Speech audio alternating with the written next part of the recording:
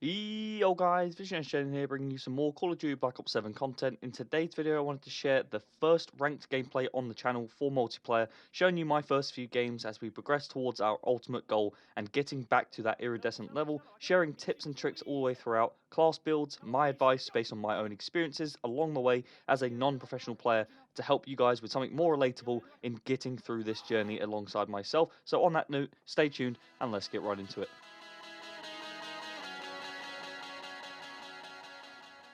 So first things first, as a general overview, I'll discuss all of the rank play details in case you guys are new or just weren't aware of certain things. This is going to be helpful in grinding towards that highest rank that you could possibly achieve with all of the key pieces of information, as well as discussing my first games with my own first day experiences, whether I was playing with my friends or solo queuing, as well as stacking with teammates and what that entails and the rules that you get later on if you reach the higher ranks. Relating it to the comp series, this is part of the episodes where I've been going over and arranging, hosting all of these tournaments in the background in case you guys aren't new.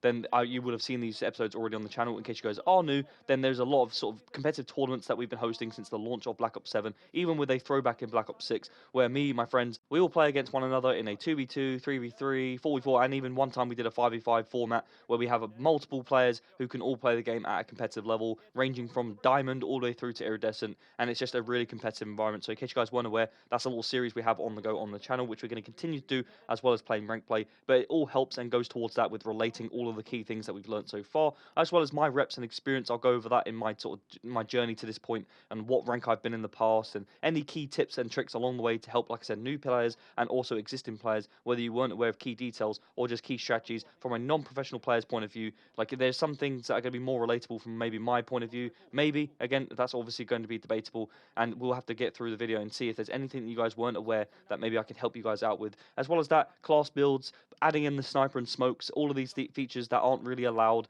in CMGs and other features in Call of Duty, but in rank play, we are able to test the waters and see how this affects our gameplay, our strategies, our setups, and so on. And then just my general advice on grinding the ladder from my own experiences. So on that journey, we'll get into the rank play details and how it works with regards to the ranks, your SR, and all of the things you need to understand with grinding through the ladder, and what you also need to consider when you're losing games and so on, including your squad size. All of these details matter, and they will eventually allow you to get placed into one of the following ranks. So you can start at bronze, silver, gold, platinum, diamond, and I don't think you can start in crimson following your placements, but that needs to be confirmed. But for myself, I ended up starting in diamond 1 after my placements, which is one of the highest I've seen so far in all of looking on Twitter from my own friends and so on. A lot of my friends got placed in plat 1 or plat 2, some got placed in gold 2 and 3. Like, it just depends on how you did in your placement games, as well as your hidden elo within the game. Your unique Activision ID is associated to your account, and the game kind of understands, using the whole SBMM bullshit that we don't like and we disagree with. They kind of understand what style of player you are, and I guess based on past experiences in rank play, they kind of know on where you've been and what your peak is and so on. So they sort of shift you up a level towards where you're going to likely get again based on the stats you're outputting so far. If that all makes sense, then basically what will happen is after you play or win 3 placement games, you will get put into a certain division, and from there you will need to start winning games to grind that ladder. If you guys weren't aware, that's the basics and the general gist of playing in rank play. Now, once you start playing games, you can solo queue, you can play with an entire squad, but up to Crimson, you can play with up to 4 people. As soon as you hit Crimson, for you guys out there who probably already know this anyway, because if you are Crimson players, we tend to know these things, so it's not really something I'm teaching you guys, but it's just in case you guys are a gold player and you want to strive to become one of the better players, then this is something you need to consider. When you get to Crimson, you can only duo stack, which means you and one of your friends can play together, and that's it. You can't play with 3 or 4 people, and that just means that you can't run through loads of people that are playing on their own and solo queuing. It also helps with the cheating situation. There are all the pros to it. Of course, there are the cons, and it's always a debatable factor. I'm not particularly a fan because I have a 4 stack, and I want to play with my friends, and I feel like I already being placed in Diamond 1, and by the time you're seeing this video, I'm probably already going to be Crimson, and that just means that you guys aren't, I'm not really going to be able to play with a 4-man team and be able to upload content to the channel, utilizing the experience that I've gained so far through the tournaments and through my friendships with my friends, and that part of it does kind of suck, but at the same time, I do quite like meeting new people and playing with different players and duo stacking, solo queuing and stuff like that, so I do see the both sides of it, and as long as there's no cheaters, then I'm okay with it at the end of the day, but I would like to be able to experience playing alongside my friends at once upon a time, whether it's me and my friends in a 4 stack and we come across another team in a 4 stack. So that, I guess that scenario would kind of work, but I do understand that it's not all perfect world scenarios, and look, it is what it is at the end of the day. By the time this video comes out, or hopefully a couple weeks after, maybe they'll reconsider it or change it, but it is what it is. We'll have to deal with it for the rest of the season otherwise. Now, my first day on playing ranked play, I could not believe how excited I was to get into this. I knew I was really anticipating playing ranked and wanted to see and test the waters, but that day when it released, well, when it was delayed at least, I didn't actually realize or appreciate how excited I was to play it. It was released about an hour and a half after the Season 2 update. A lot of people were getting a bit anxious on why it was delayed and when it could eventually come out. But when it did, we got into a game straight away as a 4-stack. We went into Colossus on hardpoint, and we ended up having a really good first map. We ended up smoking the team. I think it was 250 to 66, playing some decent hardpoint. Not the best versions of ourselves right now, but we learned that we do kind of get the mode on this game, and we do as a team play pretty well together. And it was only until we got through a bit of our journey where we, of course, started encountering our first issues, where our setups weren't great, and our rotations were poor on hardpoint, and stuff like that. All the natural things you're going to uncover through repetitions that we started to experience, and we started to have to sort of test ourselves with how we overcome these issues mid-game and after games. These are all the things you're going to come across. This is why I'm mentioning it, because you're going to find things as a team where you think you quite know things, and then it's only until you play against a team that doesn't do what you think they might do, or completely breaks down your timings based on having a sniper on the map, adding smokes into the mix, whatever it may be, double nade spots. These are all the things you'll need to consider that will change your experience. So with regards to my first day as a player and in my squad, stacking, roles, these are all the things you need to understand because it can significantly change your win percentage and, of course, your rank grind journey. So all of these things, I would just definitely say factor that into your journey with who you're going to play with, what roles they're going to play, whether they're subs, ARs, whether they're going to play around the hill mainly. Although it does have a negative effect by just one player playing in the hill, it does also help, especially if you're new to the game or you have people that aren't necessarily hardcore grinders and they're kind of new to rank play. Then it does sometimes help having assigned roles on who's preferably going to run the point, who's going to be your bomb carrier. These things all help, but if you're looking to get better and play at a higher level, then these things start becoming based on the minimap information, i.e. who's closest to the hill, who needs to push out and lead block, who's going to be last up and spawn up, calling out where you spawn, where you think they spawn, cutting off the map. All of these things are going to be the higher level stuff you'll start picking up at the sort of diamond and crimson and beyond sort of level. But if you guys are gold players and plat players, I would definitely recommend just getting roles going, understanding where you feel more comfortable, and trying to just link up between you and your teammates, break down the map section by section, and eventually you will start winning more games by just playing together around your team, utilizing the minimap for God's sake, and just looking where those green triangles are looking and just trying to pick up the missing information. Try utilize the communications that you and your team are giving each other and making sure you're breaking down each of the open areas on the map to make sure that you can take advantage of respawns, especially playing against higher players. You will realize the timings that you think you might get just aren't quite there. They're a lot faster, and like I said, when you add in nades, stuns, even smoke grenades in S&D, these things completely changed the way that we were playing in our games. So that affected our first experiences in playing this game, and it definitely gave us a bit of a realization that we need to work on quite a few things. So just giving you guys a full overview on what it was like on my first day with my friends. But as regards to the comp series, this is why it's relevant, because the competitive series that we've been playing to this point, we did not have a sniper involved for a lot of them, and we also didn't have smokes involved for a lot of them. Not for particular reasons, but I guess in hindsight, we should have been allowing this, because coming across a sniper in rank play and adding in smokes, these are things that we haven't been doing. That definitely changes the way our setups would or typically have been working. These are all lessons learned that we've gathered so far through our journey, using our repetitions that we've got in this competitive series. There's been quite a lot so far. We've got an offline ladder that if you guys again are new,